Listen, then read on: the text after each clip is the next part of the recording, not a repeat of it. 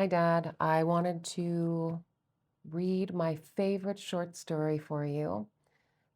This is a short story called Heaven by Heather O'Neill, who's a Canadian author, from her book called Daydreams of Angels that was published in 2015.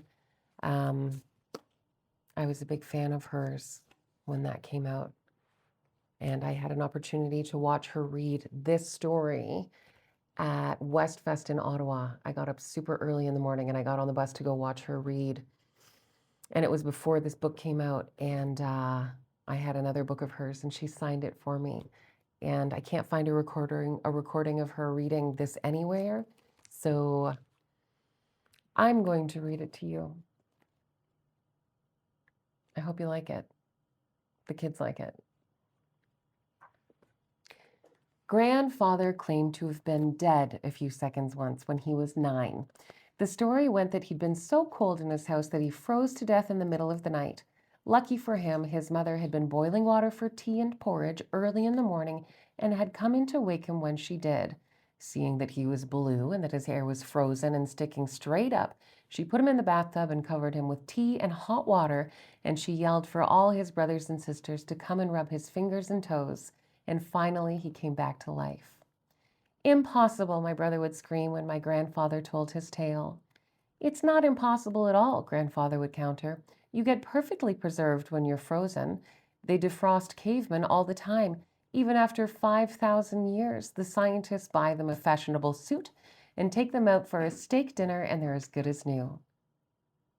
My brother and I believed that my grandfather, as he often did, had mistaken something he'd seen in a Hollywood comedy for real life. Just the same, the time he had died was far and away one of our grandfather's best stories. Grandfather had no idea what actual heaven was like because he'd never gotten that far. He just knew about the train ride there. You see, according to him, when you died, you ended up on the platform of a huge railway station. There were thousands of cars, such an impossibly long line of them that you couldn't even see the last one. He said you don't realize how many people die in a single morning until you're dead and standing in a crowd among them. He said the crush of people was worse than Coney Island on the 4th of July.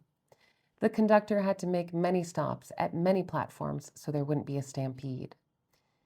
He said the year was 1942, so a lot of the adults showed up in terrible shape, especially the soldiers who were missing limbs and drinking from metal flasks. A soldier in a wheelchair was softly asking an angel if there was any way he could get his legs back, and the angel told him it wouldn't be a problem once he got to heaven. Then he safety pinned a little blue card to the soldier's jacket that read, "Urgent." Quite a few people had these cards pinned to them, and despite all their infirmities, grandfather said they were the happiest looking people he had ever seen.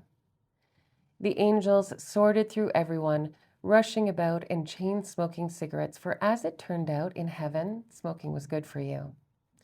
They gave all the children first-class tickets that allowed them to ride in the cars at the front of the train. There were hordes of children, too, grandfather said, as children died all the time back then. They were all dressed in the tuxedos and the little white gowns that their mothers had dressed them in before laying them on the living room table and weeping over them. They held the flowers placed in their hands when they were laid to rest, and their hair was combed neatly to the side. Grandfather met a child who had drowned, who kept making sudden, panicky swimming motions before realizing that the struggle was over. There was another child who had died in a fire who kept coughing up smoke, but other than that, they were an entirely well-groomed bunch, and they filed into the train in a well-behaved manner. Animals got to go to heaven too. There were cows and chickens and pigs everywhere. They were put into the same cars as the children to cheer the children up. All these wheezing geriatric cats were there, and an elephant that was being led by an angel. The angels yelled at the kids, move along, nothing to see here." The elephant received its own compartment, as did a giant squid. There were compartments that were huge aquariums filled with fish that had passed away, and as grandfather walked along the platform, he could see them swim by through the train windows.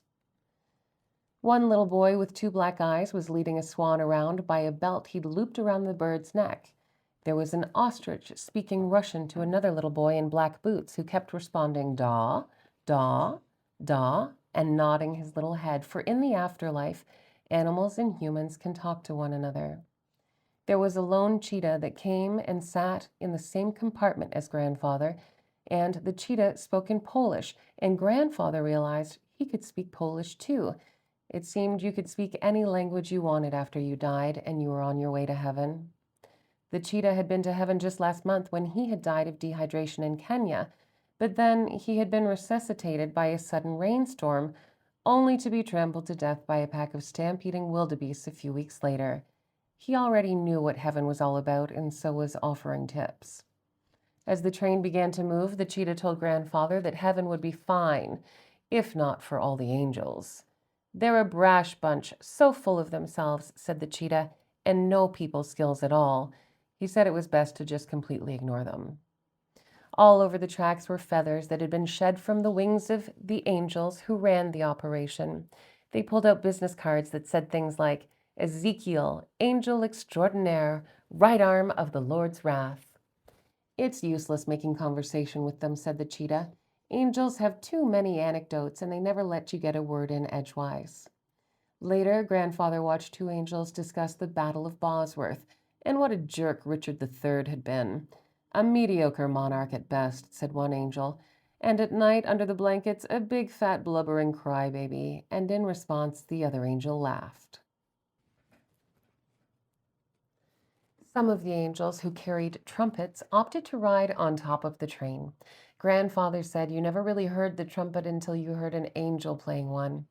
All of his life, Grandfather collected records of horn players, always trying to find that wondrous sound again. There was a recording of a Hungarian gypsy trumpet player that came the closest, and Grandfather would play the scratchy record over and over with his eyes closed. One of the clipboard-toting angels climbed into Grandfather's car at one of the stations and offered him a cigarette. That's where he claimed to have picked up smoking. He handed Grandfather his file, which covered his good and bad deeds. But, said Grandfather, it was virtually impossible to decipher the text that angels wrote. It's like reading footnotes.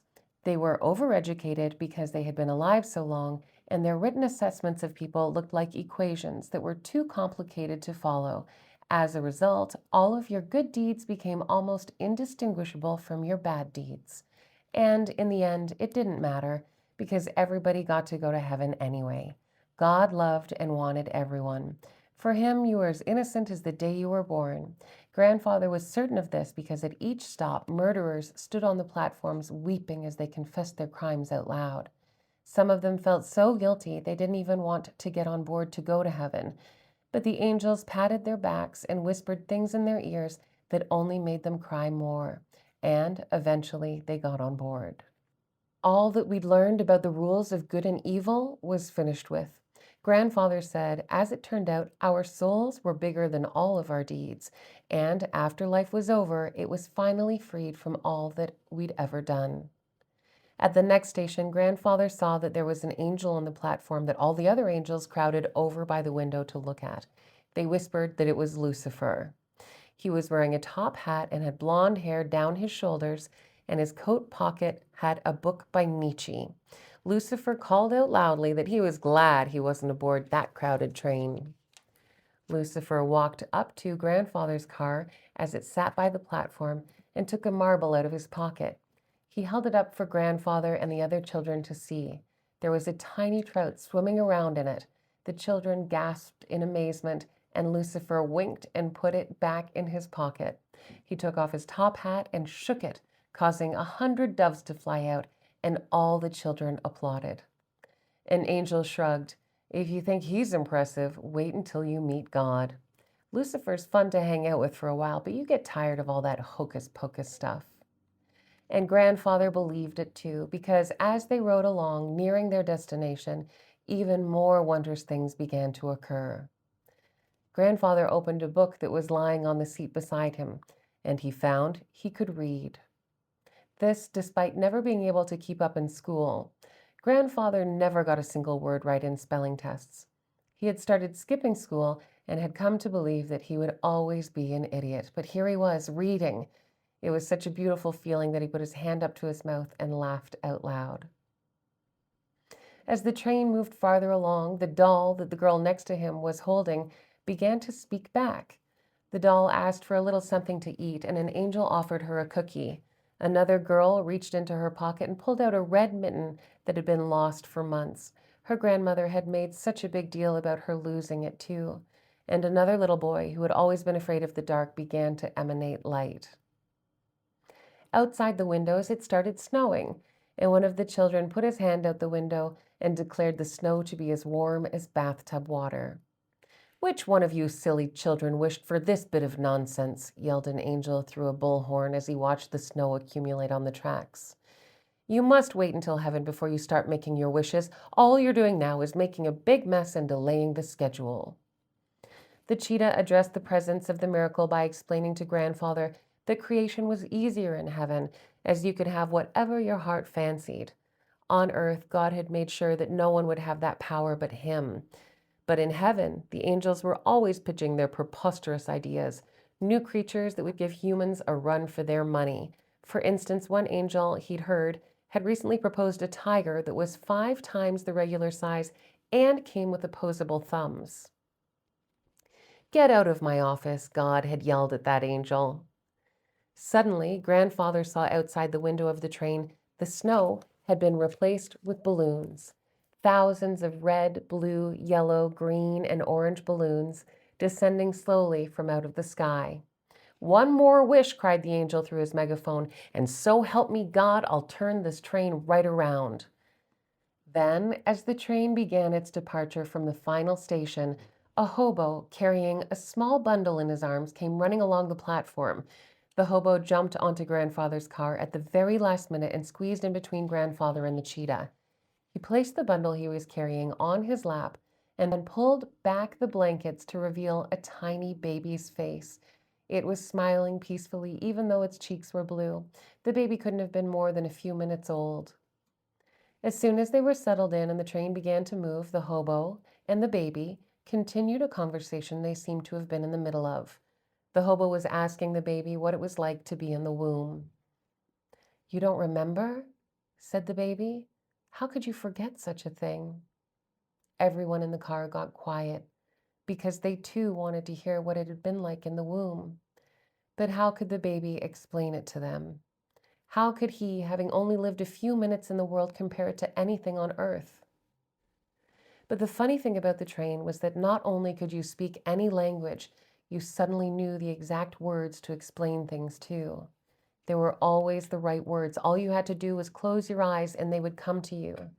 The baby closed his eyes and read the hobo's mind and described what it was like to be in the womb in a way that the hobo would best understand.